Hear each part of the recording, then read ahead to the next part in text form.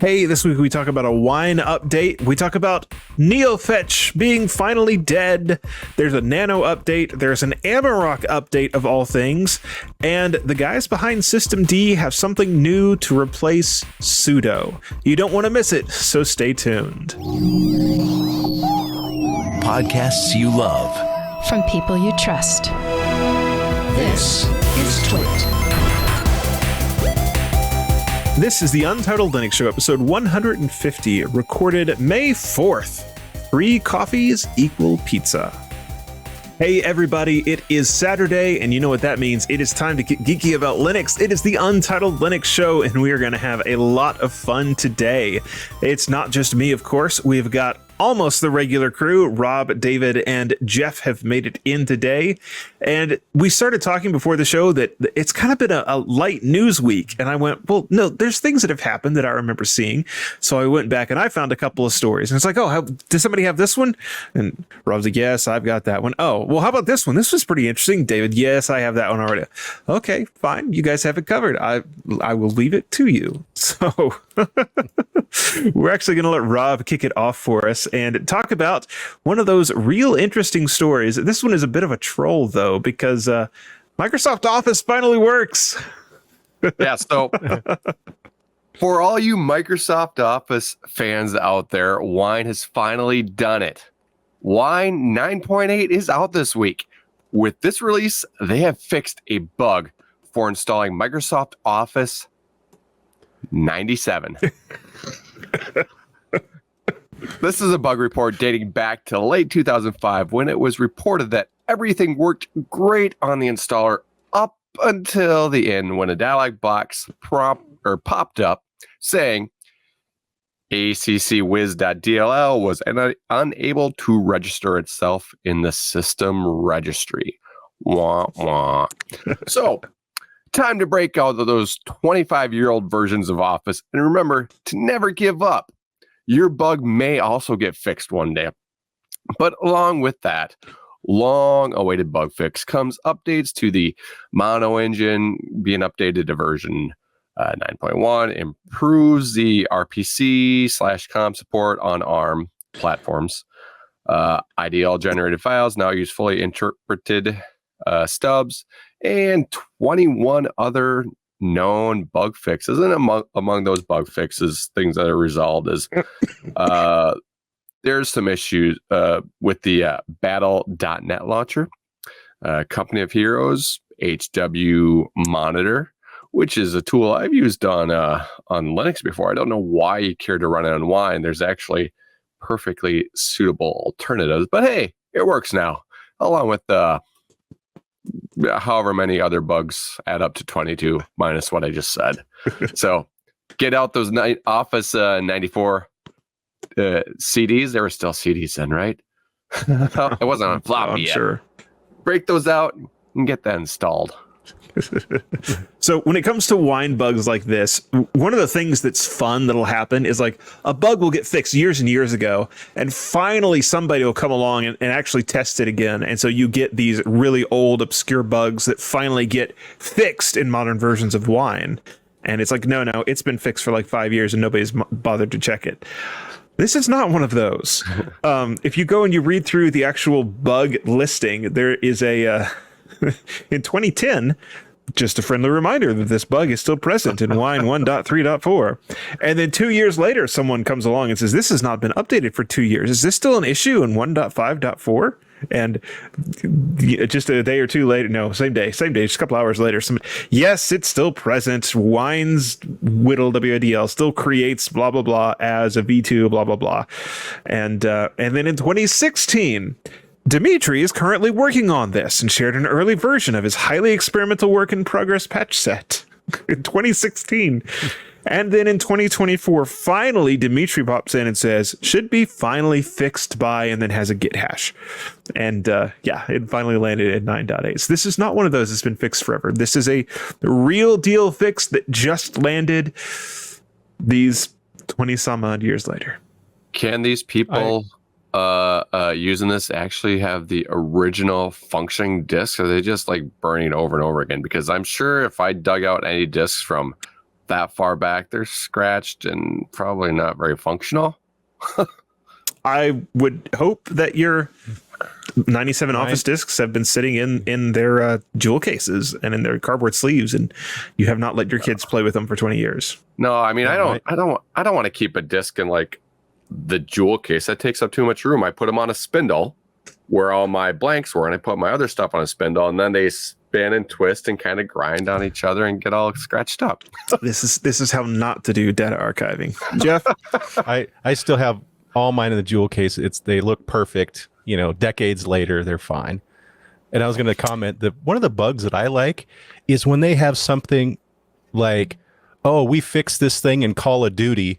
Oh, and hey, it fixed these other things in this really old stuff that, And that is why. So Rob mentioned the other program that it's like this. There's already a native Linux version of this. Why would you want to run the Windows version? And it's because of that. Because if you find these bugs in one program, it's a useful test case. You found a bug that exists. This is a useful test case. And if you fix that one, you will probably fix it for other programs too that you're not aware of. So that's why. I enjoy them. Yeah, it's fun. Who doesn't like a good bug?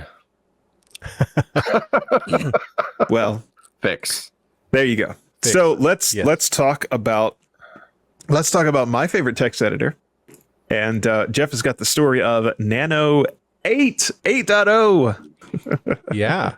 So Nano is a text editor for the shell, and it continues to be developed. A fact that many, it may surprise many, kind of an analogy here. I personally enjoy using calculators with RPN or reverse Polish notation. And despite initial awkwardness, frequent use makes the input second nature and overall faster. Well, the same learning curve applies to using VI or Emacs, but I've never used them enough to become proficient. And that's mostly because I only use a text editor in the command line occasionally, preferring something like Kate or LibreOffice Writer if I have a larger job. And most of my command line work is a simple one line or less edit, maybe a couple letters. That's where Nano comes in. So Nano, which was started as a simple editor in 1999, became a part of the GNU project in 2001. And its design philosophy is to be a simple command line text editor, following in the footsteps of Pico, which was part of the Pine email client. Well, fast forward to a couple days ago, May 1st, Nano 8 was released with new features. One of the notable additions is a modern binding option, which by using -- modern bindings, that's all one word, no caps or spaces, the key bindings are changed to more commonly used ones. For example, Control Q is now quit, Control X is cut, Control C is copy, Control V is paste, Control Z is undo, and so on. Other changes include Control F being used for searching forward and Control B starting a backward search, and while the Meta F and the Meta B will repeat the search in the same direction. There are ways to revert to the old bindings if desired, so you're not stuck with the new bindings if you don't wish to have them. Another feature added was to open a file at a certain line number, you can now use nano space file number nano space file name number in addition to the old nano space plus number space file name. So either one will open a file at your designated position. Some other changes in 8 include the mouse wheel scrolling the viewport instead of moving the cursor. Whenever an error occurs, the keystroke buffer is cleared, so it stops the execution of a macro or a string bind. The official GNU announcement linked in the article's show notes lists 45 bugs which have been fixed in this version of Nano. And interestingly, almost half of the issues were reported by CorrectMost. It's an automated program that generates scripts that hammer Nano with random keystrokes. So I thought that was kind of interesting, and they made special note of that in the release notes. For those interested in the details, there's also changes in the documentation and other things done to bindings, and a whole lot of various tweaks to improve the program. So take a look at the link in the show notes, take a look at the release notes, and take a look at the latest version of Nano, and happy typing. Mm-hmm. Some of this I really like being able to just use the colon and then number to get to a specific number in the file. That will be handy. The modern key bindings, that is something I will never ever use. I already get myself in trouble by trying to use the nano keybinds elsewhere. And Control O to save, it's just baked into my memory. And, I love the idea of the modern key bindings, so you don't have to learn new stuff, but I assume that also means the legacy key bindings are gone? There would have to be some well, yeah, it's a switch, but if you run the switch, then your legacy keybinds go away. And they would have to because there's overlap. Like Control O is one of the ones that overlap. Do you want that to open or do you want it to write out? I want my Control O to write out. Thank you. Well, that's a tough one if I ever really want to switch then to the modern ones. I mean, I love having it same across the board, but I've gotten so used to it. Yep. I would be all in on the modern key bindings. I don't use it enough. I have to look at the little menu at the bottom to figure out what I want to do. And that's actually one of the things that's nice about Nano is that it gives you that menu. It does not just expect that everybody can remember them. You know, go ahead, Jeff. Oh, I was gonna say, and I am really a super basic command line editor because I really do get in, open the file. Oh, I have to change these 4 characters or one line. Save it. I'm done. I'm not doing any mass editing. I'm not doing programming. So I don't have them all memorized. I was a Pico user before Nano, and they're the same thing, at least as far as I noticed when I went from one to the other. But Nano's been around that long, and why are we still using that? I mean, Micro's been here for some time now. That's the replacement. Why haven't we moved on? This new key binding should just go in Micro. I mean, they could just need the small geometries for everything. They could just rename Nano 8.0, twerk it, and call it Micro, I guess. Well, Micro's already a thing. I've had that as a tip on here before. Oh, okay, got it. It's the same as it's just like Nano, but it's I don't know. It's the next step up.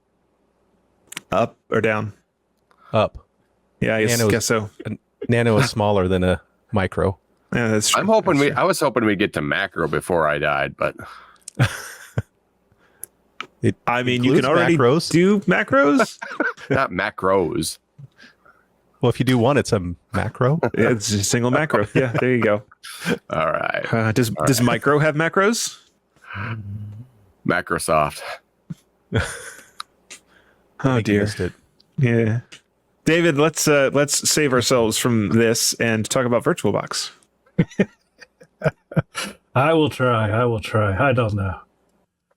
So VirtualBox 7.0.1 18 has been released, and the significance of this release specifically is that it is just bug fixes.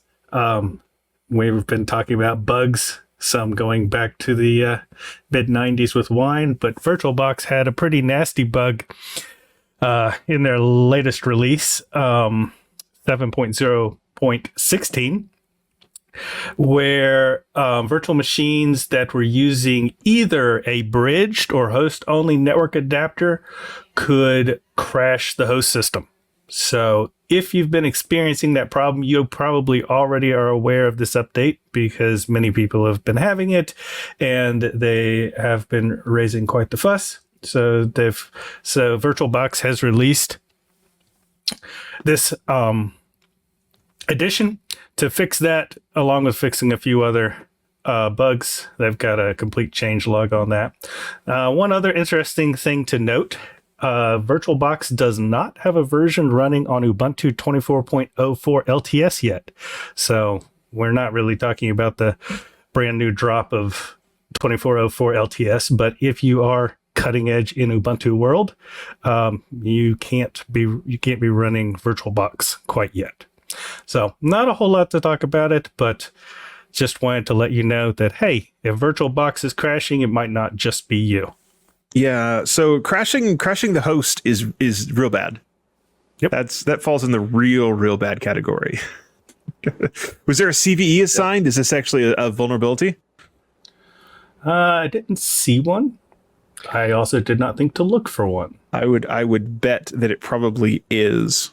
That's bad, but at least fortunately, VirtualBox is one of those hypervisors that you're normally just running your own VMs on. That's not like usually isn't kind of like production where you're running publicly accessible servers. Usually using something a little more robust, KVM, Proxmox, or whatever. But somebody's doing it out there.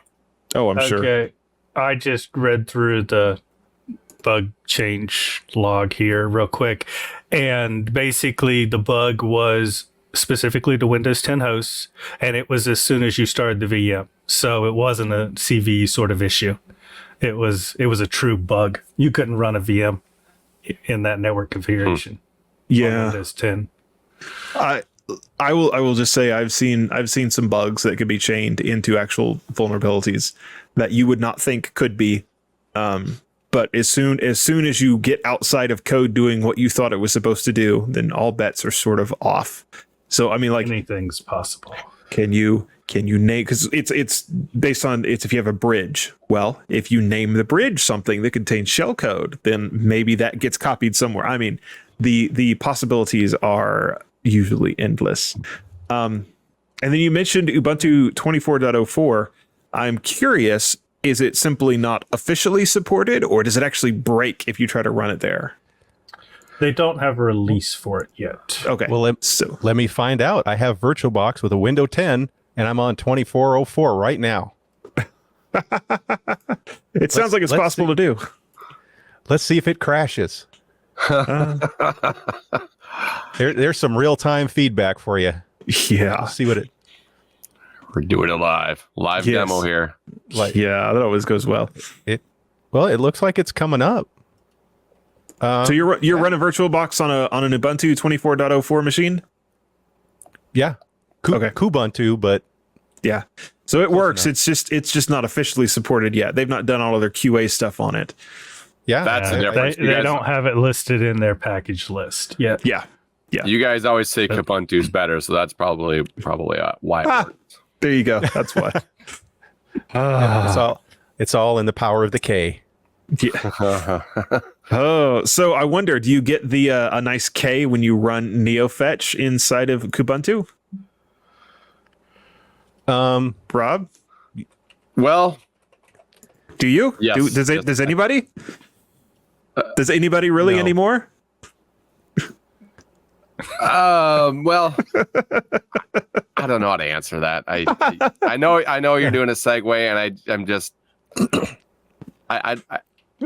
yes, you can. You can still run it. You could still get the K. You could still. I don't know what you're trying to get at, but Take it away and tell us the story, and everybody will be able to figure it out.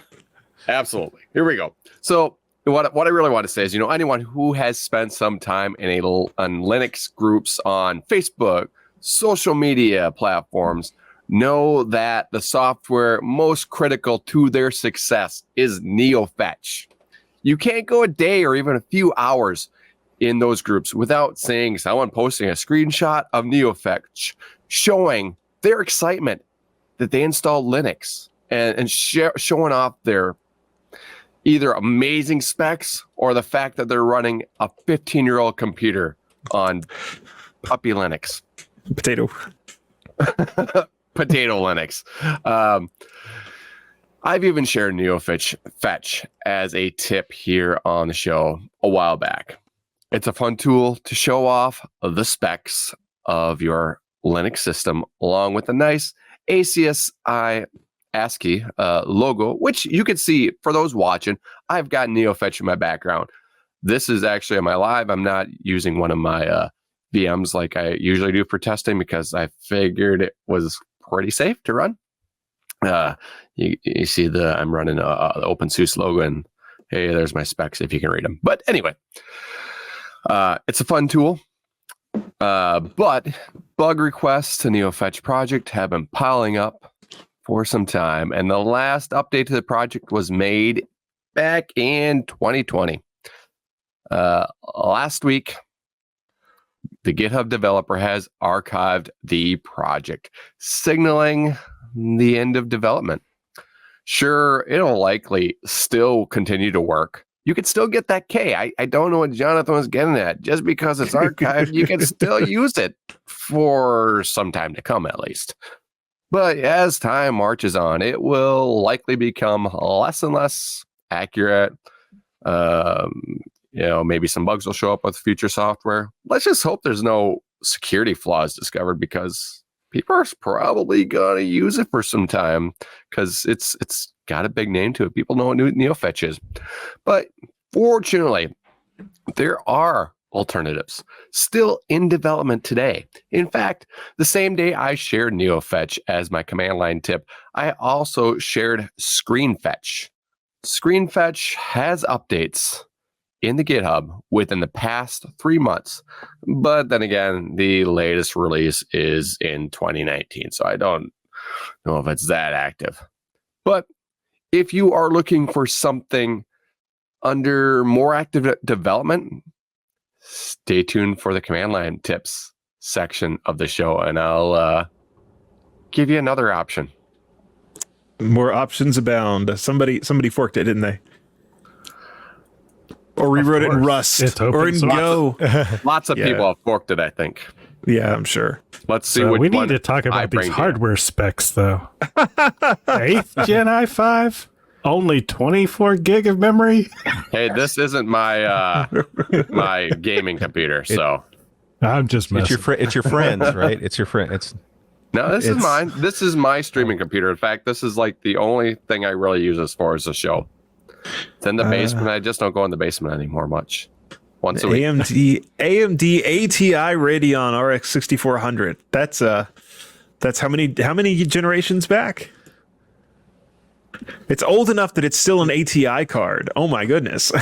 Well, the problem with this old Dell, it's not that old, but the problem with it is the case is so small. I don't know if you remember. I don't know if I talked about it on the show or just behind the scenes with you guys, but I bought a nice, I don't remember what it is, nice card, and the thing is like this big, and I go to put it in, is like, and we talked about it. Jeff tells me, oh, you can like cut it out or do all these things. And, I just bought a older, smaller card that would actually fit.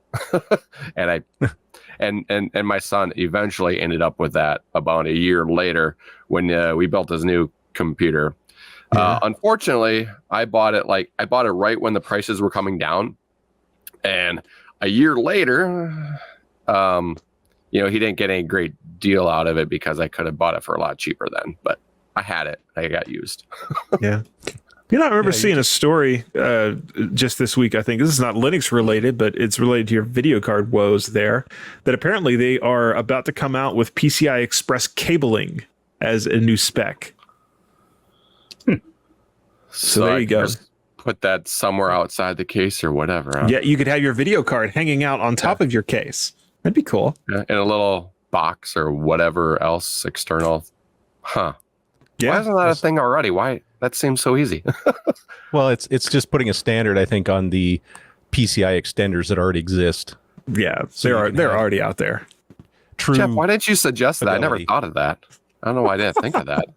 because it's I think you'd cheaper to already- get one Sawzall to make it fit. Because and I say Sawzall because who's got time to Dremel a case? You just got to get in there and get it done. Oh, And the dear. real reason is the PCI extenders, they're very hit and miss on whether they work or not, or will they force a kick down from, say, PCIe 5 to 4 and Yeah. whatnot. But you could have told me the right one to get. Well, I don't use them. I get bigger cases. Yeah, but Or you use know the hardware. Sawzall. You're the hardware guy. That's why I asked you, never Jeff. asked. I did. And you said Oh, get a and I said- Sawzall. Yeah.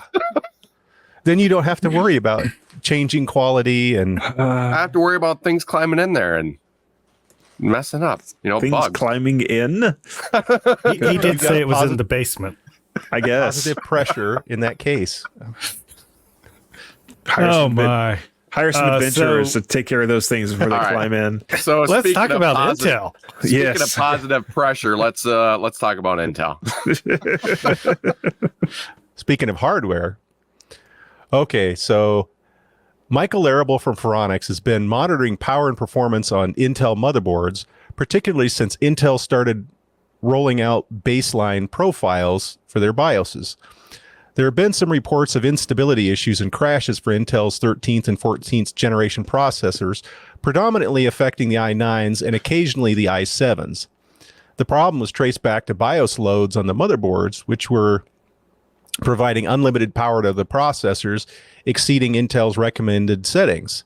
So this results in overclocking, which, while exciting, can lead to instability. This was particularly problematic as it was the basic profile for some motherboards, such as MSI and Asus, leading to unexpected instability issues for those who were unaware they were overclocked. Now, motherboard manufacturers have begun to release baseline profiles which adhere to Intel's recommended settings for processors in their stock form.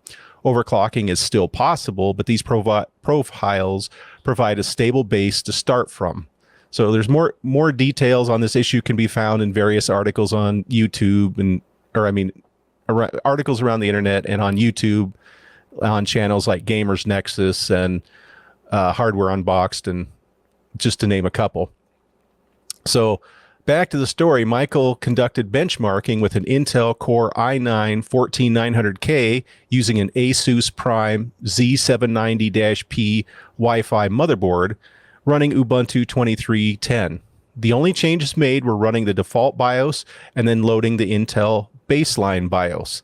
The article delves into the differences made with the new BIOS, such as disabling Asus multi-core enablement and SVID behavior to Intel's failsafe, and enabling various other settings. The article goes into many other settings which are changed, and rather than read the alphabet soup, I'll let the listener delve into the article linked in the show notes for full details, because it's several things changed.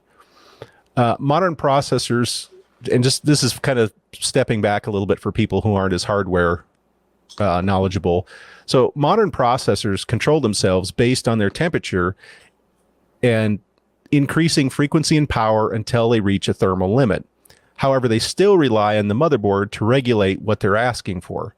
The baseline BIOS ensures that things are kept reasonable and within the specified conditions the silicon is rated for. Now, some people won't have issues if they won the silicon lottery. But if a processor just barely meets specifications, it won't have the headroom and will experience problems. Now, here's where things got interesting. So while performance was down around 2% overall in the 69 benchmarks that Michael ran, power consumption actually increased with the Intel baseline. The CPU temperature also went up, which seems to which you'd expect since the power draw went up. But peak frequency was lower. So Michael repeated these tests when he saw the unexpected results. And part of it unexpectedly was Windows users are seeing between an 8 and 9% drop in performance overall. So it appears in Linux, it's not having the performance hit that Windows is. My thought is it's almost like they were undervolting the CPU slightly to achieve higher clocks, use less power, and try to keep the CPU a little cooler. Now, when you do that, you can still go too high of a frequency. And normally when you increase your frequency, one of the tricks you can do is to bump your voltage slightly, which would increase the power, increase the heat generated, and you would throttle quicker. So that's where now it's becoming a thing to undervolt to see how fast you can go so you can get that higher frequency. And if it sounds a little confusing, there's a lot of videos out there as well on modern CPU overclocking and how to control temperatures and whatnot. And it's much more in depth than we want to get into here. But just say these are unexpected results. Michael Larrable is investigating other motherboards now, and he's also going to compare it to Windows. So we're going to see more benchmarks in the future. So this story isn't over yet. Until then, my personal recommendation is to leave your motherboard settings alone unless you're experiencing problems with your CPU crashing or giving you lots of unexpected errors. If you're having those errors and crashes, in that case, I would recommend installing the Intel baseline BIOS. Now, remember, the BIOS issue is strictly related to the Intel processors, the i9s, and some of the i7s. Below that, it seems like they're not really having issues. I don't know if it's the heat or the power or what it is, but they don't seem to be as affected. The i9s are a majority of the issues. So good luck, and I hope everyone has a stable system. Yeah. Now you said they were the results were unexpected, and I didn't make this prediction ahead of time, so take this with a grain of salt. But I kind of think that this would actually be what you would expect, because what Intel is doing is they're going in and they're turning the knob back just a little bit and saying, let's not push these quite so hard. And so it seems like it would be reasonable to think, well, we're going to get slightly lower performance as a result. The surprising there is that it's 2% versus 8 or 9% on Windows, but also when they're dialing it back a little bit, it was unexpected that the CPUs are pulling more power now and generating more heat. Gotcha. Gotcha. Which I think that's why I kind of mentioned the undervolting is I think what they were maybe doing to get the frequency up, because once you hit the thermal limit, then the CPU says, whoa, I'm done. I'm going to back off, because that's how it controls itself. Yeah. Based on the heat load now. But it's kind of almost like by giving it a little more power, it can't get the frequency as high, so it's still in a more stable range for the silicon. Yeah. When you go faster, the wind goes by you faster and keeps you cooler. That too. Yeah, that's why racing horses out in the desert, they have a tendency to freeze to death. No, it's interesting though that these CPUs, and it's because of the competition between Intel and AMD, and then your motherboard manufacturers, they want to be as good as they can, so everything is just running right on that razor's edge of enough stability to be usable. Oh, it is, and it doesn't. In my opinion, it doesn't even. I mean, unless you're doing it for the sheer joy of it, it doesn't pay to overclock anymore. Yeah, it used to be you could take some processors and you could clock them up almost to the next tier CPU. I mean, they had a lot of headroom. You could really get meaningful performance. But anymore, they're running at such the ragged edge, and they're running it as hard as they can already. There's not really a lot of other than benchmarking scores. You're not going to notice anything. It's too small of an improvement. And I think probably the built-in dynamic overclocking is what's made the difference. They are already watching their own thermal loads and overclocking as much as they can. And it's really good. I mean, it's really gotten refined. So that dynamic overclocking is doing a really good job, and just going in and manually tweaking and setting frequencies and whatnot. It's just so the way academic. The way to get those same kind of performance bumps now, rather than overclocking, is just to put a better cooler on your CPU. Oh yeah, it does basically the same thing. It can be amazing, because Linus Tech Tips did a video where they took a big industrial cooler and put it on I remember if it was a 13900 KS or it was a 1409 KS, whatever it was one of those, and they set it to run cool. And this cooler could handle thousands of watts. I mean, it ran on 220, probably 50 amp. Yeah. It's an industrial type cooler. Goodness.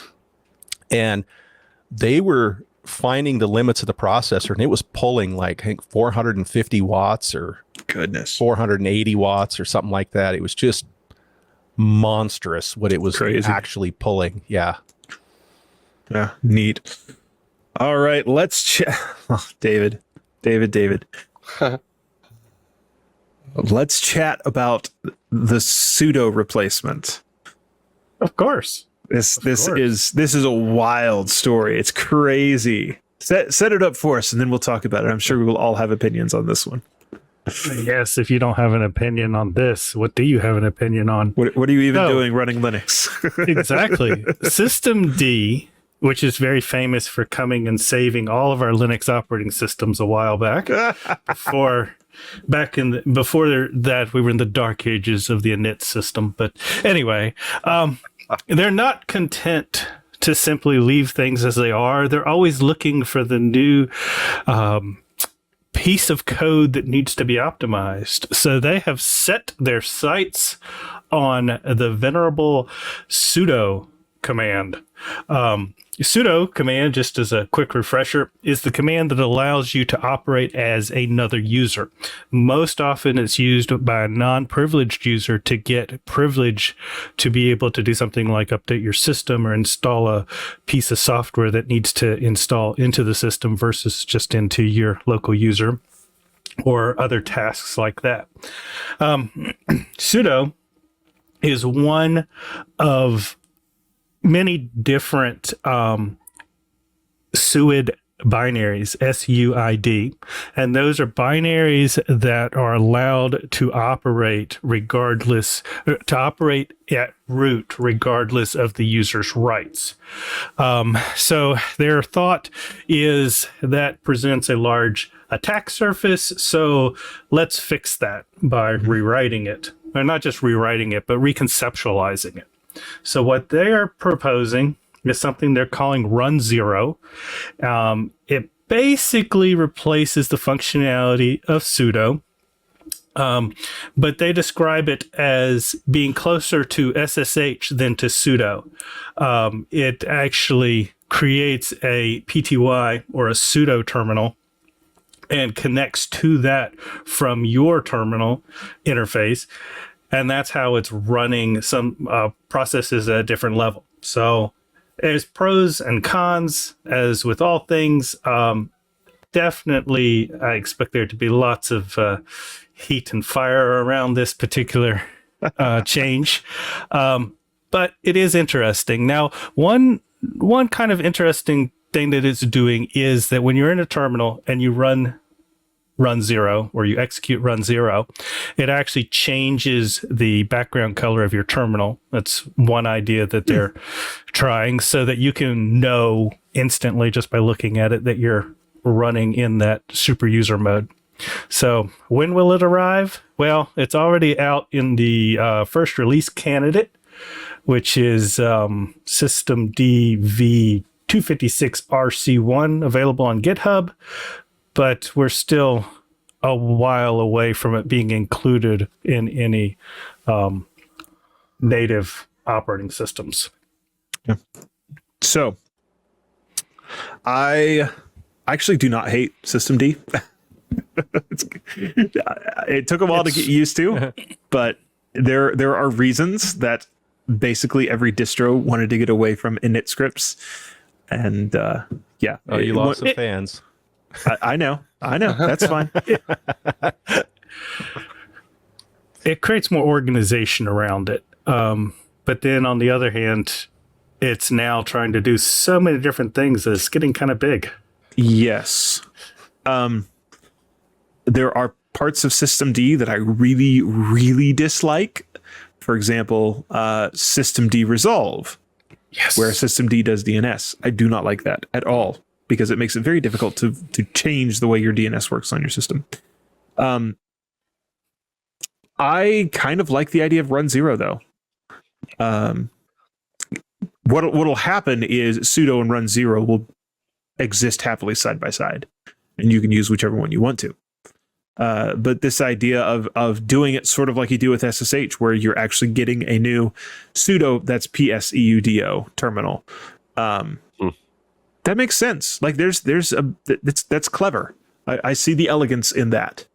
And I do also acknowledge that there are, potentially security problems with sudo being a set UID.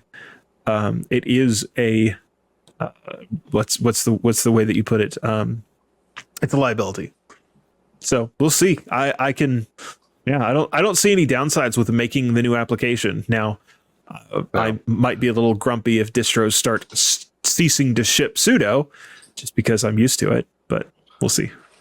I know when you started this story and you were saying that they're just going to make a better sudo, I was thinking, well, why don't they just use doas? That's a better sudo in my opinion, but I don't think it fixes this use case that run0 is fixing, where it doesn't need that root permission no matter who's running it. So, I mean, that seems like a pretty interesting way to do it. Yeah, I'll be honest. I'm I'm not a big sudoer myself. I'm often just a SU and a root and do what I'm gonna do and get out. I'm a sudoer, but it's always with -I. Pseudo interactive. Just give me the root shell.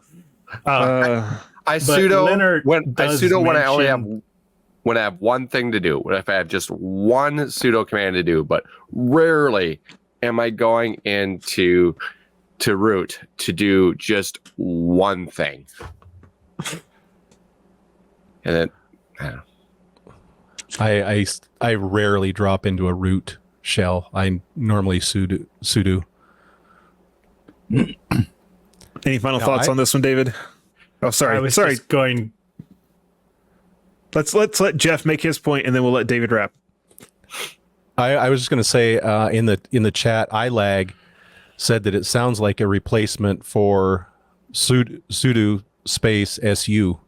So basically, kind of dropping into the root shell. Well, I think it'll do both. okay, so I see people say sudo space su. Why do you need to do sudo space su? Why not? I just do su all the time. It drops into root shell. What's the difference? You're probably in a group like Wheel or something that's giving you rights to run SU that you wouldn't normally have, because a normal person wouldn't be able to SU to root unless they had the rights to access root, which is what sudo gives you. Well, you have to use a password when you do su. So what if your system does not have a root password? Oh, I always put a root password. Oh, I think that's probably the use I case never for have a sudo root SU. password. Yeah, see, like right now in my It's in my certificates console, all the way down. I can't su. Now, There's a catch. There's a gotcha here. If your system has a problem on boot and it has to drop into the emergency shell and there is no root password set, it will just fail and reboot. Found that the hard way trying to do an install at a customer's office after doing an upgrade and not having checked to make sure that I could actually boot into Linux. And I fought. There's another tech there on site with me, and I'm like, oh yeah, let me get my laptop up. We'll SSH into this server and get the thing done. It'll be done. It's like, go to boot it, and I get into this failure loop where there was a problem booting, dropping to an emergency shell. Hey, what's your password? Oh, by the way, you don't have a root password set. Let us reboot for you. And that's why one of the first things I do when I set up my own computer, if it's one of those distros that does not prompt you to set up a root password, like Ubuntu, I know is one. First things I do, drop into command line, sudo pass wd. So I would recommend set a root password and then go into your SSH config and disable logging in as root. Oh yeah. That is the way I do that. Well, that's the default, isn't it? When you for SSH, root's disabled by default. It's going to depend on your distro. Everyone I've Password root is disabled by default on Fedora, but not root login. You can log in with a certificate. No, that's true. By default. And that's not as much of a problem. It's like And nobody's problem. nobody's going to install the OS. I booted into Windows, which was also on that laptop's hard drive, to fix the Linux install. And I have felt funny about that ever since. You could have just booted and ch rooted over into a Linux boot. USB or something. So the other thing that happened that same day, I have Ventoy set up on my USB key. I had thrown the latest Fedora onto that Ventoy, and I hadn't updated Ventoy yet. And so Ventoy was also failing to boot into Fedora to be able to fix my Fedora install. It was a special day. It was a failure cascade that led to me booting into Windows again on that machine. It was special. And you had to take the rest of the day off from the traumatic experience. Like I said, I felt real weird about that for a long time. And I don't mean the traumatic experience of the system not booting. I mean the traumatic experience of booting into Windows. Yep. All right. I do have a story that we will cover real quick. And I grabbed this one because it's kind of hilarious. And the Nate Graham is apparently a saint, or at least has the patience of a saint. So libadwaita, that is GNOME's new theming library. And they are, as GNOME likes to do, shaking things up, breaking things, making people mad, as GNOME likes to do. One of the things that they're doing is they're trying to get away from certain types of theming, like icon theming in libadwaita. And the problem is the FDO, the free desktop something or other. I don't remember what that stands for. Anyway, it has specifications about what icons should be named. And Adwaita no longer follows those specifications. and the fun thing is that it means that when you run KDE applications like Kate, Conqueror, any of those on a modern GNOME system, some of the icons are just not there, and they're just broken. And really, it's because symbolic icons now have the dash symbolic. So, like the edit dash copy icon would be the name of it. In Adwaita, if you don't have that, you would then make a symbolic link. Well, they're now naming it edit dash copy dash symbolic. Well, because the KDE apps are still trying to follow the FDO specification, that's not what they're looking for. They're looking for the old name, and things are just broken. So Nate Graham comes along, which Nate Graham is one of the KDE guys. He's the one that writes the Pointed Stick blog and everything. Comes along and makes a bug report about it a week ago, and the GNOME guys say, we don't see that this is a problem. And Nate's like, let me explain to you why this is a problem in excruciating detail. I feel like you're asking us to break things for no reason. Let me explain to you why this is a problem, again, in excruciating detail. GNOME guys, well, it's really not a problem if KDE is not doing this right when you're running KDE. Let me explain to you again. This is when people are running GNOME and they're using KDE apps. Oh, well, this isn't really what the specification says. Here's the link to the specification that says exactly what I said that it says. It goes on for pages and pages of this. It's hilarious. Finally, Nate explains it enough times that the GNOME guys, the libadwaita guys, are like, oh, there's actually a specification that says we're supposed to do this, and we're not doing it, but yet we say that we're still following the specification. Oh, okay, that could be a problem, huh? Yes, that's a problem. So if you've noticed, and where this really comes in is like, say you're running Fedora, you are running GNOME, but you're running some KDE apps, you may see that you have missing icons. And so this is where they're trying to get that fixed. But it's getting fixed. It's being worked on. People have caught it.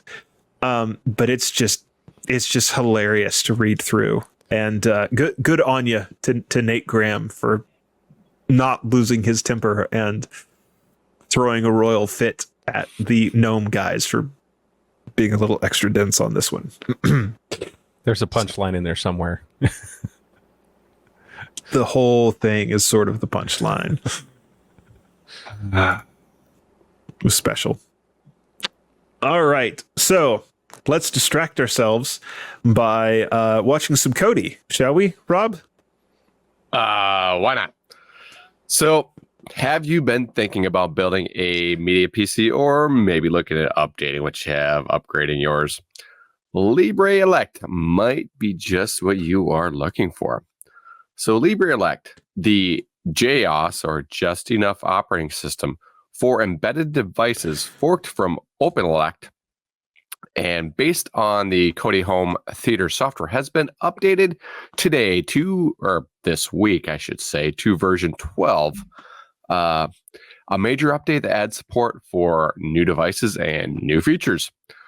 This current release uses the Linux 6.6 LTS kernel and the latest Kodi 21. So you can just keep this system running for years, sitting right under your television without having to do a major lift on the thing later.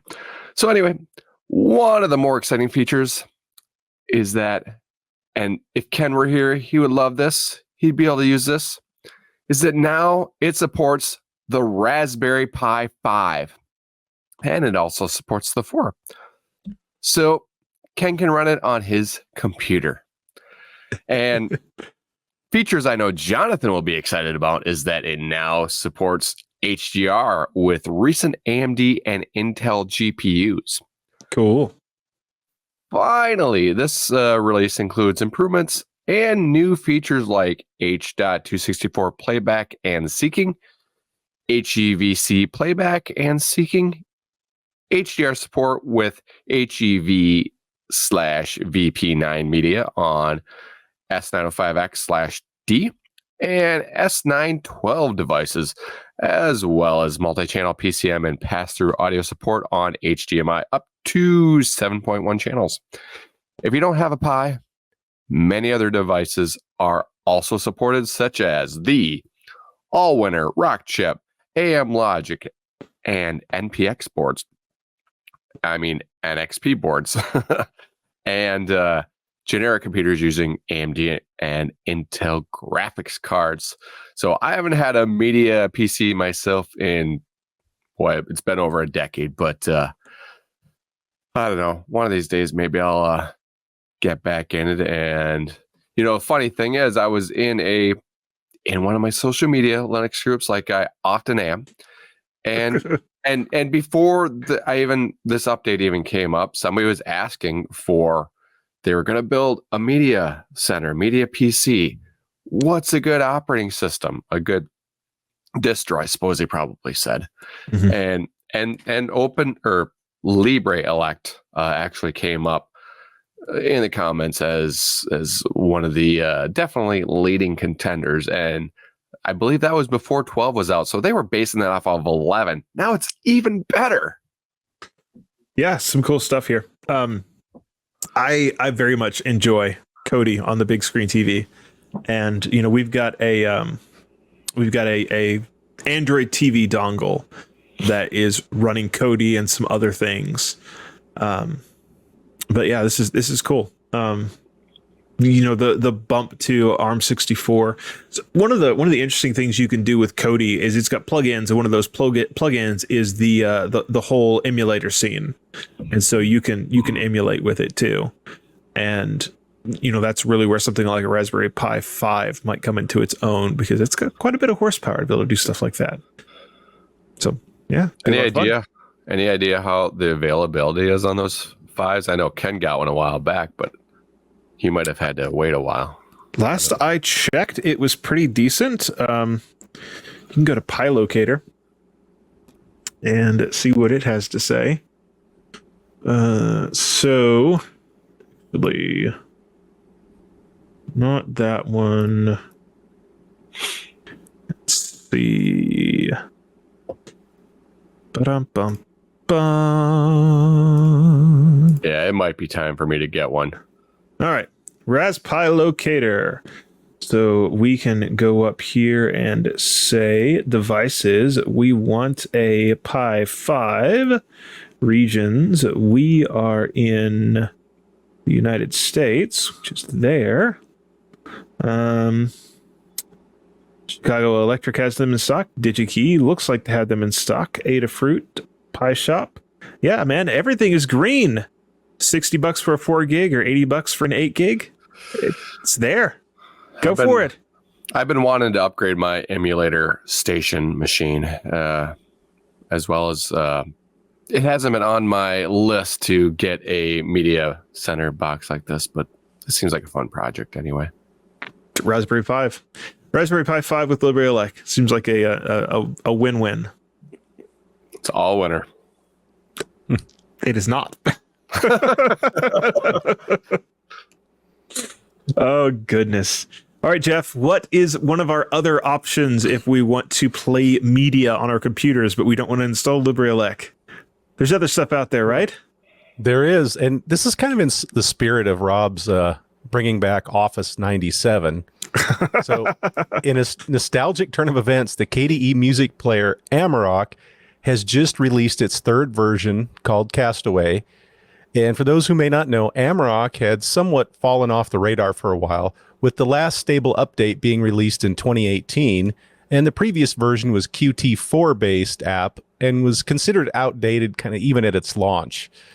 The actual porting to Qt5 began as far back as 2015, and the first alpha release for KDE 5 was launched in February of 2021. However, it wasn't until now that a stable version could finally be released.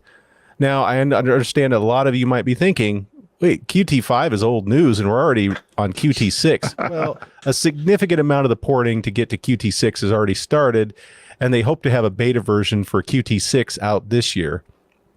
The developers have stated that the common use cases for the one that's out now, version 3, should function fairly well, and any issues related to the Q5 porting should have been resolved. However, given that the project has a development history spanning over 20 years, it's possible that users may encounter untested features and bugs, kind of more corner case type issues. Mm-hmm. The team welcomes anyone to join and assist with the development if they find a feature that isn't functioning as expected and you want to take action. They're willing to accept you with open arms to help bang on the code. In the upcoming months, they anticipate releasing some minor updates too, which will include small bug fixes and additions based on both new and old bug reports and feature requests. As we anticipate the release of Qt6 version, let's discuss the changes introduced in version 3, which supports version 5. The developers have incorporated several enhancements and fixes, so some of the new features enhancements have been a visual hint that has been added to indicate that context view applets can be resized in edit mode. The UI of the Wikipedia applet now displays errors for missing metadata. A button has been added to halt automatic updates of Wikipedia pages. The defunct Lyric Wiki has been replaced with lyrics.ovh. Amarok now only displays relevant items in the right-click menu of Wikipedia applets and silently ignores non-Wikipedia links. And only functional play mode controls are shown in dynamic mode. Into these features and enhancements, several bug fixes have been implemented. For a comprehensive list of changes, you can refer to the changelog in the Git repository, which is linked in the article in the show notes. If you would like to try out Amarok again, because some people remember it fondly, there's a lot of people looking forward to this release. There's a good chance it isn't in your default repositories because it's been quiet for so long. The article in the show notes has a link to the official KDE page for Amarok, and there's a link to download it and install it, so you can get it as a tarball. It should get even more exciting when the KDE 6 version is released later this year, so happy listening. Yeah, fun. I'm gonna have to go grab it because I do kind of miss having that old school music playback. I looked at the comments and people were like, yes, finally, I missed this and this is great. And everybody seemed really excited to have it back. So, yup. I remember the name of it, but I don't really remember the app, like using it. I'm trying to remember if Amarok was the one that I actually really liked using back in the day. Because when I first got started listening to music on the computer, it was Music Match Jukebox. It was my bread and butter way back in the day before I even knew that Linux existed. Well, before I knew Linux existed, it was Winamp, and then when I went to Linux, it was it XMMP or something that looked like Winamp? Is that what? Yeah, is that what it was? I think so. Something like that sounds right. But Amarok is the one that you can get album art and lyrics and information on the band and discographies, and so you're listening, you can have all the information at your fingertips, and you can customize kind of how you want it to look. And yeah, but does it kick the llama's backside? I think so. I think it does. But if you really like that style where it's really basic, I'm still a dead beef media player fan, and I've talked about it on the show before. It's pretty simple, but it plays everything, and it lets you stream directly to your audio device, you can get bit perfect audio. Yep. Fun stuff. I don't listen to music much on my computer unless I'm pulling up the random YouTube music video that I'm trying to remember. It's like, what was that one again? I look it up. Oh, there it is. I remember that song. But I'm generally not jamming out to a playlist or anything. Yeah, that's fair. See, I have all my music digitized on my machine so I can listen to it. I got plenty of it digitized on I have all my music from 2010 and earlier in my NAS, but I don't really listen to it. But see, I'm one of those. I recorded it. I ripped it in FLAC, so I have either bit for bit reproductions of what was on my CDs, or I use some high definition digital stuff like HD tracks, where I can download 96 kilohertz 24-bit versions. So I have that saved as well, and then I run it to my digital output, and then it goes to a DAC into my home stereo system where I can listen to it. Yeah. Cool. I've had a setup like that in the past, but I just... So speaking of music, this next story, I almost thought it said Cascada, and I was very confused why we were talking about the EDM band.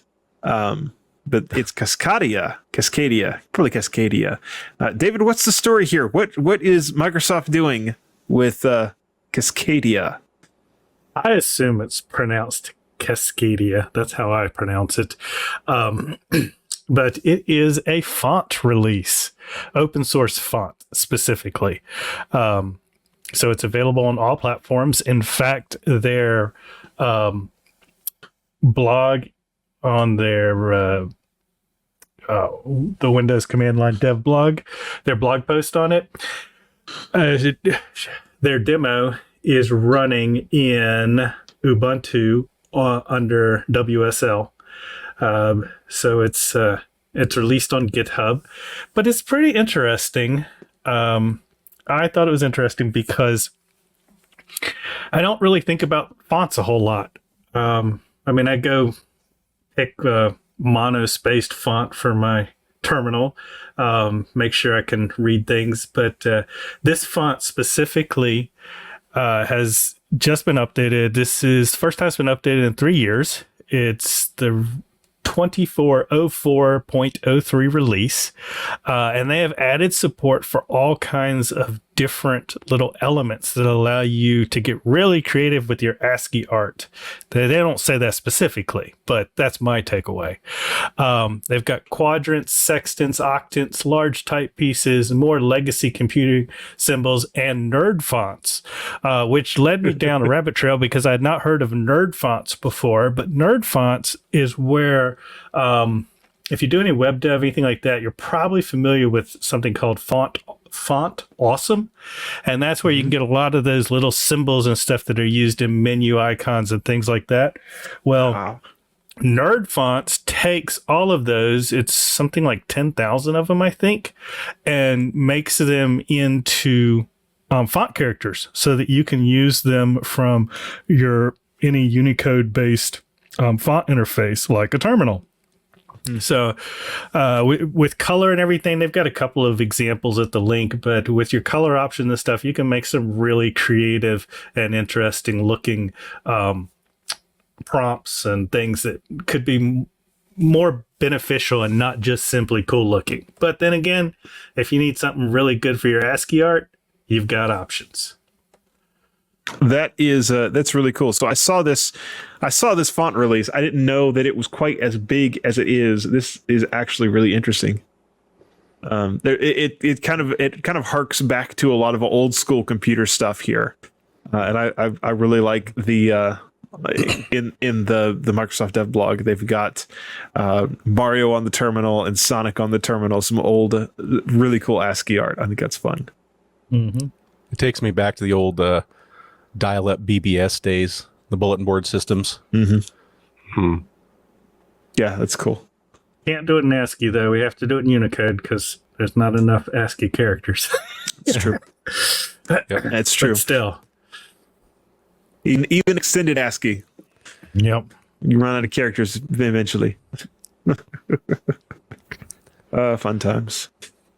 All right. Well, I think that is our stories. Shall we get into some command line tips? And we're going to let Rob go first. And Rob, if we're really bummed about NeoFetch no longer being maintained, what shall we do?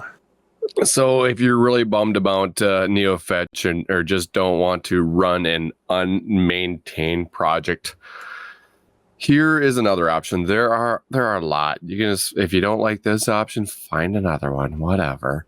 But this is one that came up in the article I was reading about NeoFetch being archived, and that is called HyFetch. That's HYFETCH.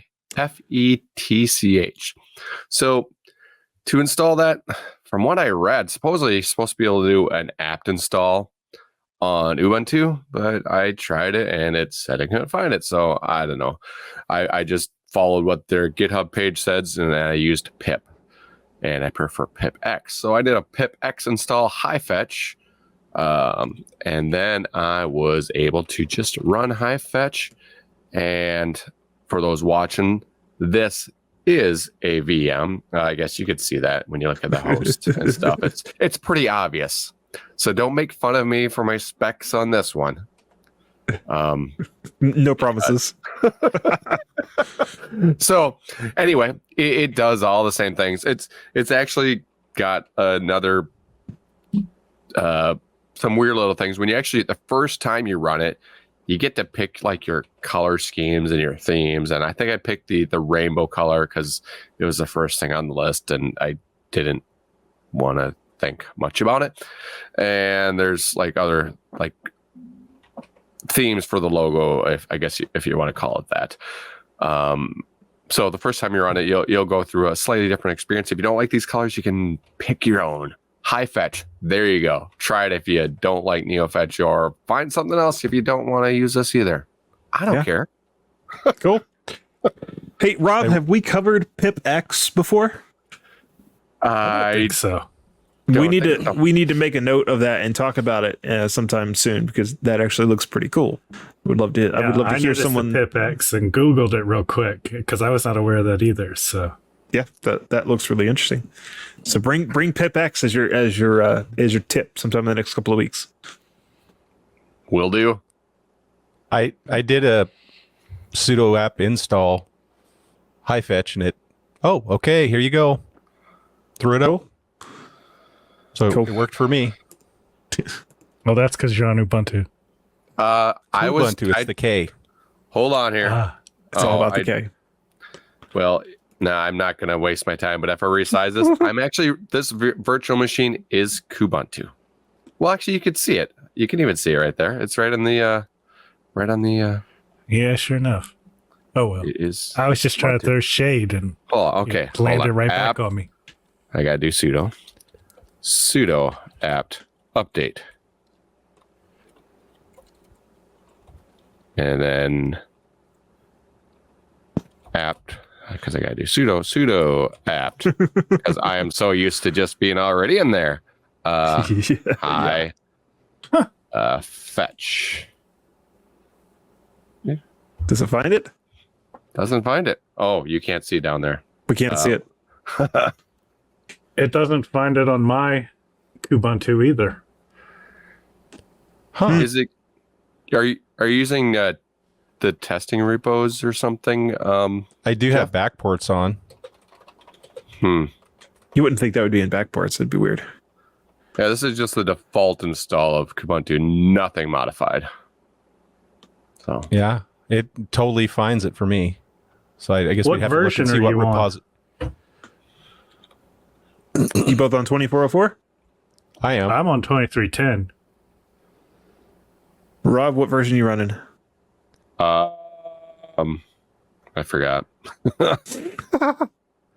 I think it's all right. What's a quick way to find the version in KDE? Run It's Sysinfo, for one thing.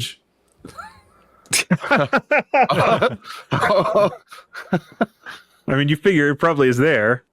Is it? Kubuntu Okay. Trixie Sid Mantic? Which one is Mantic?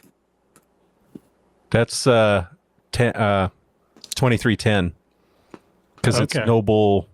Mantic So which one Minotaur. are you on, Jeff? 2404. It's That might be the difference because I'm on 2310 as well. So high fetch is in 2404. Interesting. All right. There you Now go. I have a reason to upgrade. there you go. Oh dear. All right. Let's go to Jeff and let's get a little bit more of that CPU control goodness. Oh yeah, you gotta beat that silicon into shape. Don't let it talk smack to you. So we've all had those projects which take a lot of CPU time, but maybe we'd rather have a snappy machine and wait longer for something to finish doing its work on the CPU. Maybe you're compiling a big project or something and you still want to use your computer, and if it takes a while longer to finish, that's fine. It can chug away happily in the background. Well, that's where today's command line tip comes in: CPU limit. Pretty much like it sounds, it will limit the CPU usage for a process. The article linked in the show notes talks about how to install it, but for me, it was a simple sudo apt install CPU limit. They also show where it should be in the Fedora repositories as well. So it shouldn't be anything too crazy to find and install.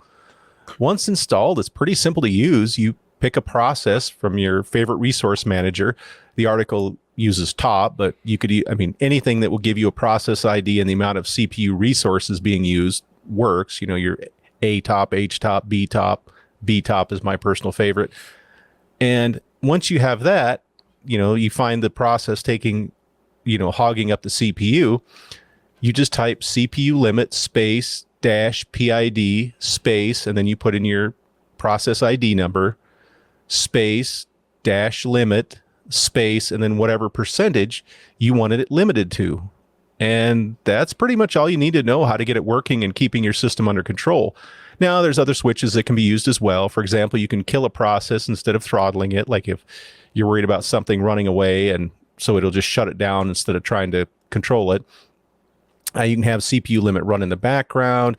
You can have it override the detection of CPUs on a machine so that a process only sees the CPUs which you specify. A person can even have it watch the children or forks of the original target process. There's other switches as well, but that gives you a basic idea how to keep your CPU under control and not have it bogged down by a process. So happy crunching. Indeed. Fun. We have a quick free tip from the audience. Daniel Schwartz is trying to install something and says, how do I find what version of, in this case, it's Mint, but what version am I running? And we've talked about this before, but there is almost always a file in /etc that is something release. And so you can just say cat /etc/ ** release **, and that pretty much works on all of the distros. And that will get you a bit of information about what exactly you're running.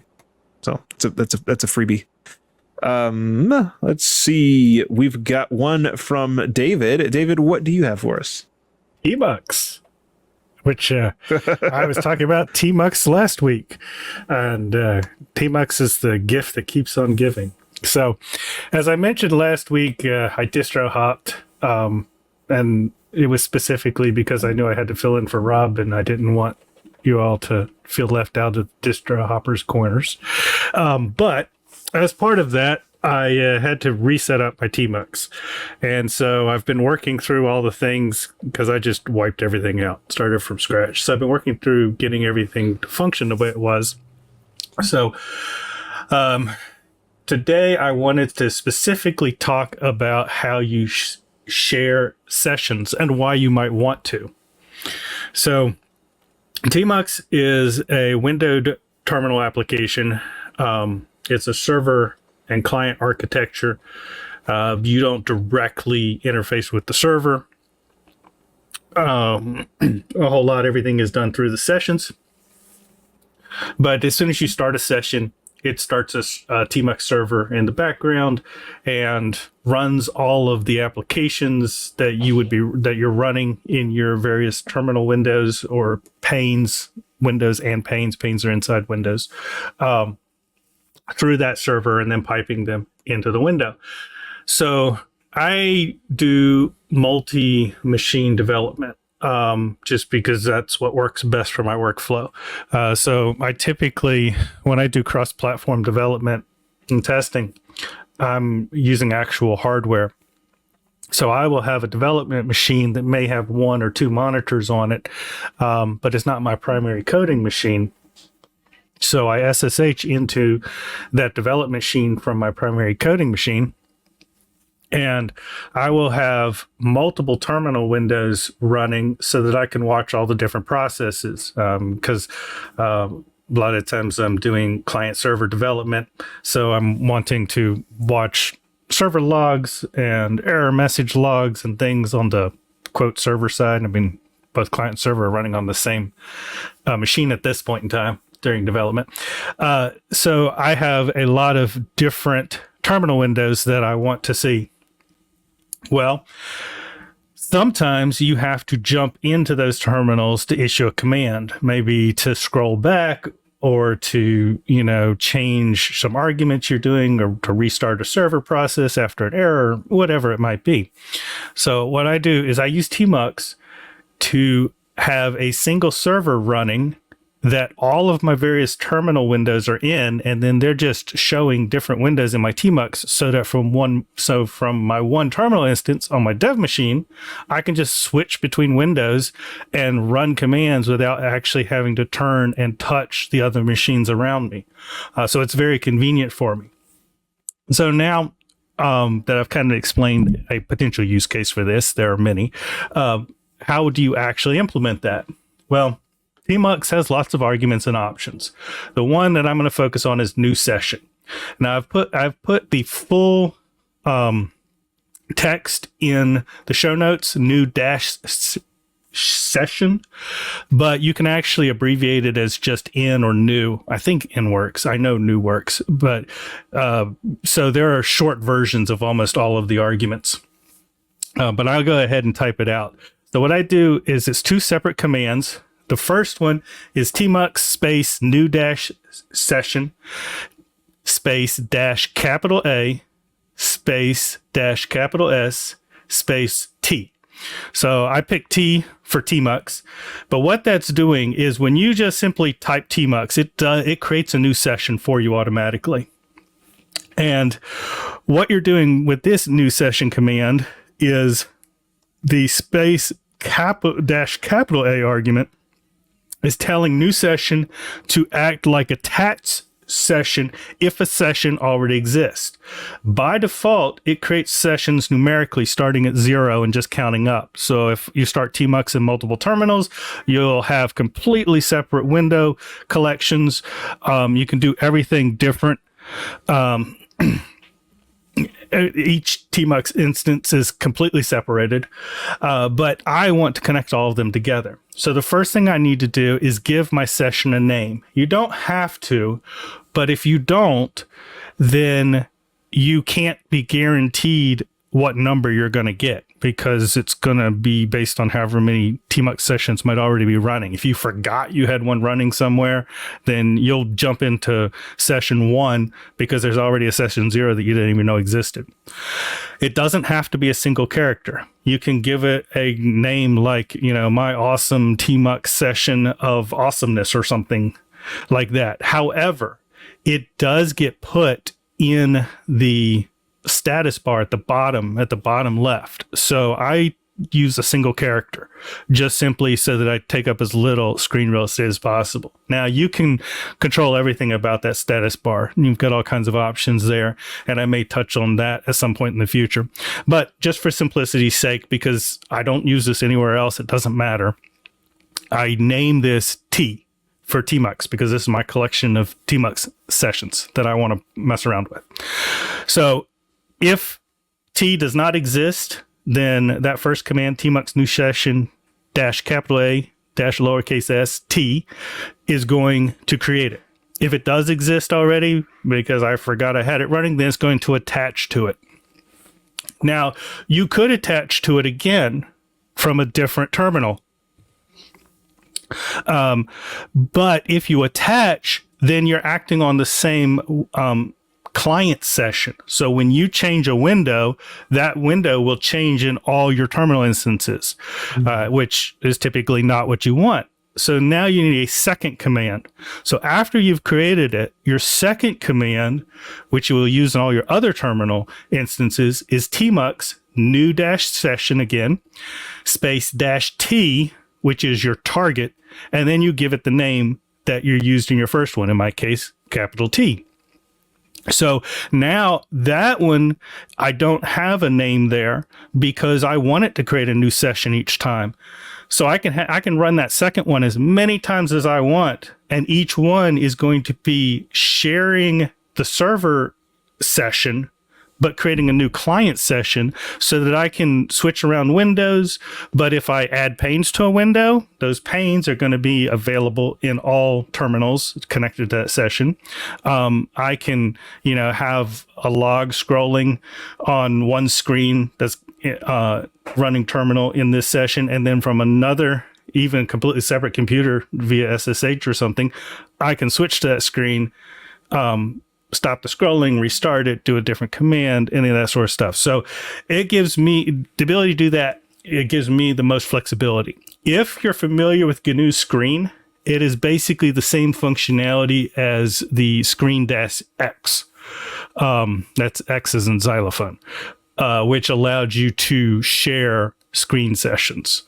So that's it in summary. So those two lines are two separate commands. What I do normally is just put them in two bash files that I make executable and put in my path so that I can run them quick, easily, anytime I need to.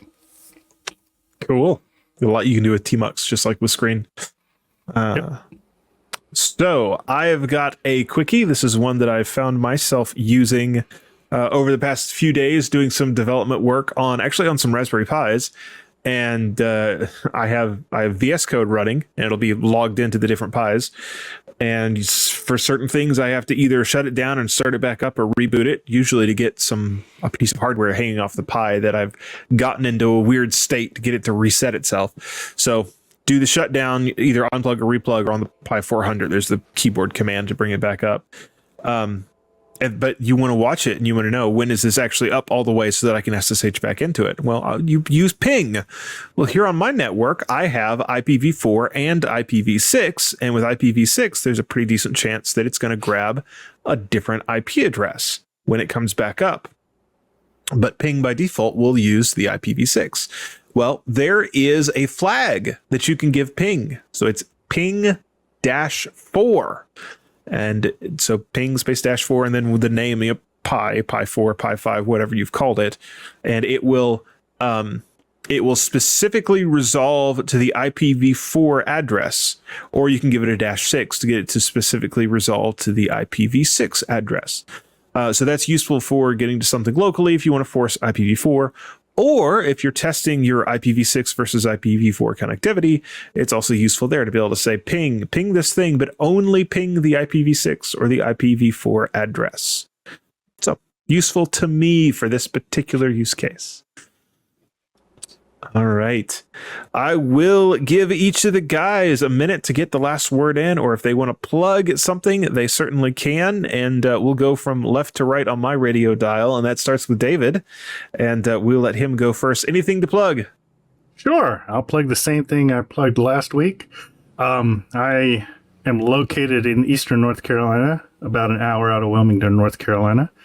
And I've got a client that does web dev programming, mostly around the Python stack, Linux. And if that's something you're interested in, connect with me on LinkedIn. Searching all one word, The David Factor, is the easiest way to find me, because there are many David Ruggles on there. There's more than I expected, actually. Mm-hmm. So there's a lot of us out there. But yeah, if you're within 2 hours of Wilmington or so, and the reason why you need to be local is it's not completely remote. It is a hybrid position. Mm-hmm. Be in the office one day a month, one day a week, depending on the situation. So anyway, I'll throw that out there. If it's something that's up your alley, reach out. Yeah, be fun to find you somebody from the show. It'd be neat. All right, and to Jeff. Yeah, no coffee, no candy, no pizza. I don't have anything that you can buy me. So but I can give you some poetry. Errors have occurred. We won't tell you why or where. Lazy programmers. Have a great week, everybody. That's great. Reminds me very much of the task failed successfully message from Windows back in the day. Yeah. All right. And Rob. There are also a lot of Robert Campbells out there in the world on social media, so I make it easy. For those watching, my website's right there below me. It's robertpcampbell.com. And from there, you can connect to my LinkedIn. It has IN right there near the top. That's my LinkedIn. And the one in the middle, you can click on that, and that'll connect you to my Mastodon, which is with TWiT, because TWiT Mastodon's awesome. And if you want to buy me a coffee, that first link there, you could be the second person to buy me a coffee. I heard somebody in the Discord wanted to be the second person, but maybe you can beat them and he'll have to be the third. Or maybe not. And if you want to buy me a pizza, I mean, Jeff made me think of pizza, and I'm kind of hungry right now. Pizza's pretty cheap here in Minnesota, so 2 coffees, 3 coffees will cover a pizza. So go for it. Connect with me. Give me a pizza. Oh, goodness. All right. Rocco needs to know if you're okay with a pie instead. You know what? I'm okay with whatever. Pizza's a pie. It's a pizza pie, right? Pizza pie. It's me. That's amore.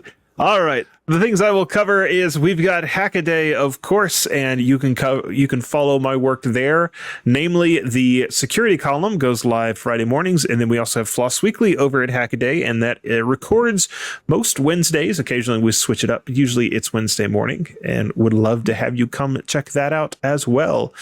That is all I've got. If you got to listen, but you didn't really get to interact, or you want to be able to get the video on the download on demand, the VOD, as they say, as the cool kids call it, then you need to be where the rest of the cool kids are on Club TWiT.